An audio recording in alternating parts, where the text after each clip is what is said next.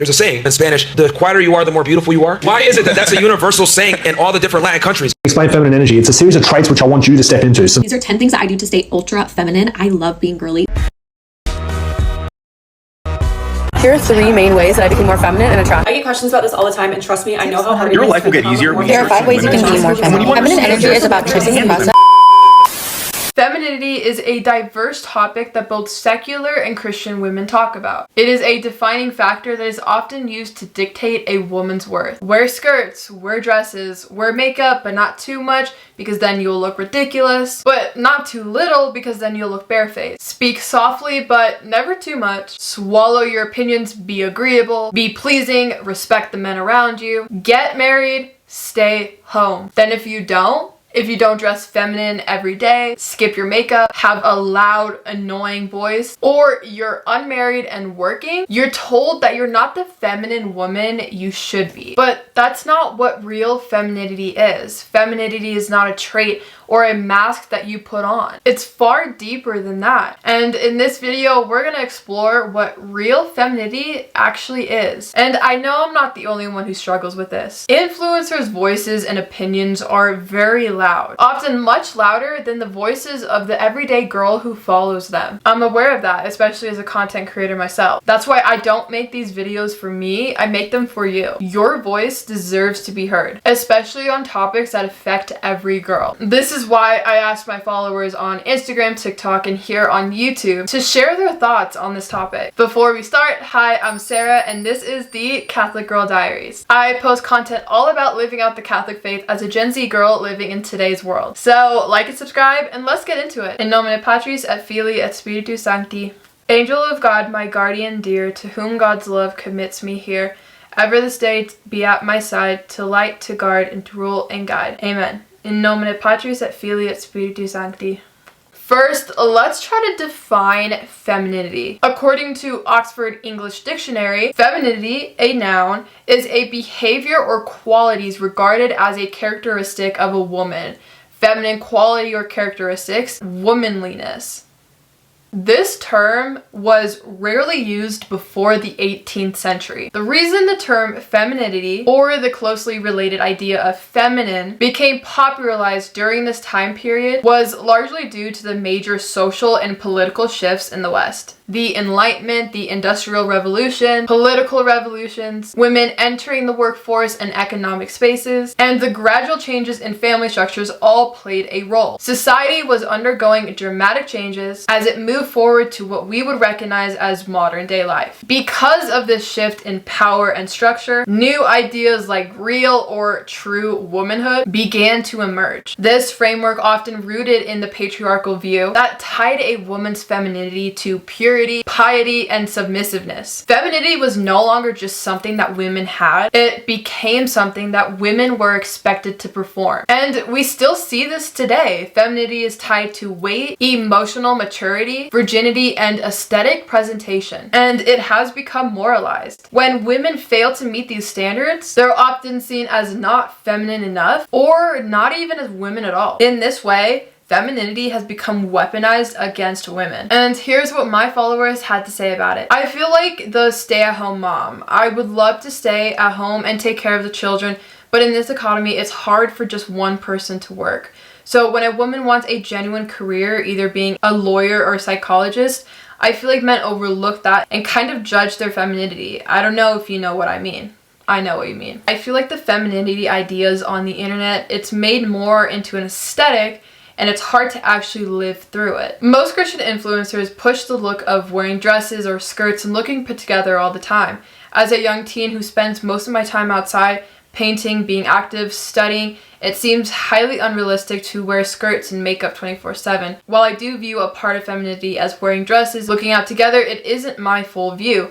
Another view is being soft and agreeable. As much as I try to be a soft, agreeable person, I am highly opinionated. I will tell people exactly what I'm thinking and how I feel. I am at times brutally honest. I am not afraid to stand up for what I believe. To be honest, if it came down to it, I'd get into a fist fight with someone if they hurt someone I love. I felt as a young girl that being a girl meant wearing dresses, cooking, liking pink, and not being rough or loud. Now, as I'm getting older, I'm realizing that it isn't the true identity of femininity. Femininity to me is standing up for what you believe and being true to yourself, kind to others, knowledgeable, and a classy person in general. Okay, I have a lot to say, lol. I agree with you. Femininity is a gift God gave to women, and it is powerful. Every woman should strive to discover it because it is just embracing your image in God's eyes, but in a unique way. I admit I am a girly. I always loved pink and elegance, etc., and I understood this aspect of femininity. So this is an aspect of it. As you very well said, it is not about a bunch of sweet traits. I think femininity is a life force, seen in various aspects. Look at Joan of Arc. Men are leaders by their role, which is God's image, but if God has a plan for our history, he will make a way to one woman if it is his will. And something about the feminine aesthetic. Traits, as you said, are sweet and I love it, but I just think it wouldn't be cool if every girl would have the same personality. For example, some girls may fit this aspect of wearing nice makeup, dancing ballet, or being silent in their nature, and it's fine. I think my soul partially belongs to it, ha ha ha. But girls are different. That's the point. Some are braver when it comes to discussion and want to be heard, which is absolutely right. Yes, I'm not a feminist in the modern narrative because it went from fighting for female rights to harming them and the whole culture and humanity when it stopped being a fair fight but an ideology. The thing is today that you have also the opposite extremist view. That is an example, women shouldn't have the right to vote, even from women. Now, we shouldn't judge, but I just think that people went far away from the point. The truth is, history may hide dark secrets, but I find it wrong to demonize the movement from its very beginning or things in general, because that is the way women and people in general build walls together than bridges. We may have different opinions on some history, events, or politics, but if we are with the same God, same Jesus who, let me dare to say, doesn't separate people on, the same God who was willingly crucified for all of them, all of us, what is the reason to allow politics, media, ideologies, and opinions to divide us? I believe people today need to question themselves about it. We must have an opinion today and defend it reasonably. But the ultimate goal of every conversation, if God's on the first place in our hearts, should be to lead one another to Christ without judge. St. Bosco said, "Give me souls, take the rest." I hope I didn't lose you at the end, haha. But at least I said it. Thank you so much for paying attention. Love you. Love you too. It's often repeated that women should not be speaking in public settings, attempting to teach, etc. There is undeniable importance in differentiating men from women. Men should be taking the significant guidance from men rather than women just due to the gender differences psychologically speaking. Interior Castle book, St. Therese of Avila writes that she is writing this book for the nuns in her convent and acknowledges that men and women think differently. Therefore, this book will be especially helpful for women. My husband and I have found that the book naturally makes sense, more sense in my mind than it does for my husband. Anyway, it seems that women have a very vulnerable role when it comes to speaking/teaching. Many female saints produce works of writing. They are saints and considered doctors of the church for this. We don't look back and say, they should have shut up. Also, St. Mary Magdalene is known as the apostles to the apostles. I obviously don't believe that women should be priests. There's absolute lines when it comes to this, but this has been on my mind lately. On a similar note, the Catholic Church sponsored the education of women through convents for centuries. Education was a very rare thing for anybody. It wasn't that women were being put down. Many men and women never received educations because it was simply impractical. When it was reasonable, women were educated quite highly. Seems that the Catholic Church has always been very pro-women. To have perfect skin with no pimples or acne, they are normal, especially to those sensitive skin girlies out there like me. Don't worry, me too, girl. That we have to be perfectly healthy/skinny and that we all have to be like pretty pink princesses. I feel that many Christian influencers make it seem like it's a necessity to wear skirts or dresses and looking put together all the time. I don't see a lot of influencers talking about how to live before getting married, having to go on a job and provide for yourself. I always hear this too, it's always how to be feminine for your husband or how to take care of yourself when you're at home, etc. When a lot of women can't just stay home. They need to provide for themselves, they need to provide for their kids. And so how can we make content that would actually benefit most girls? Now, it's not to say that that kind of content is bad, not in any way, but it's often pushed as like, that's the way to have a feminine lifestyle. Always wearing dresses or stuff like that, wanting to be a stay-at-home mom, on a farm, making sourdough bread, not wanting a job. Again, very unrealistic circumstances for most women. The trad wife trend, it's dangerous to completely rely on a man for your financial well-being without your own income, savings, etc. I think if you're married and that's your agreement with your husband, totally fine. A lot of women do depend on their husbands for work, but that's an agreement between them as a couple. But again, very different story for women who are dating, for unmarried women, etc. Another thing about femininity, because apparently now it will be all that I think about, it's not just being soft and caring, it's rough and hard. It's hard truth and comforting others. It's all about serving others and showing love and compassion while still teaching the truth and love of Christ. I think it's fine to wear dresses if you want and to be girly, but like I said, femininity is more than that. It really ties into being the woman that God has made you to be. Just look at Saint Joan of Arc. She was feminine with dresses and stuff before God gave her a mission and she became such an inspiration when she completed what she did on earth. She stood up for what God wanted. And I think that is true femininity and even masculinity when it comes to men. Of course, modesty and chastity comes into play as those virtues are of God. Having manly hobbies has always made me feel like feminine girls don't like me. And again, hobbies, they're not a defining factor. If you want to do male hobbies, that doesn't make you a man. It's like a man going into the kitchen and cook. If he likes cooking, that doesn't make him a woman. I don't like the idea that all faithful Catholic women have to be stay-at-home moms. There's other vocations, right? But pushing that narrative that every single woman needs to get married, that's just not true. Birthing 15 kids. This is actually one of like the most real ones to me. Like wanting kids, amazing, right? If you're a married couple, that's your goal, right? But the number of kids that you want, especially if it's a super high number, that's not up to you.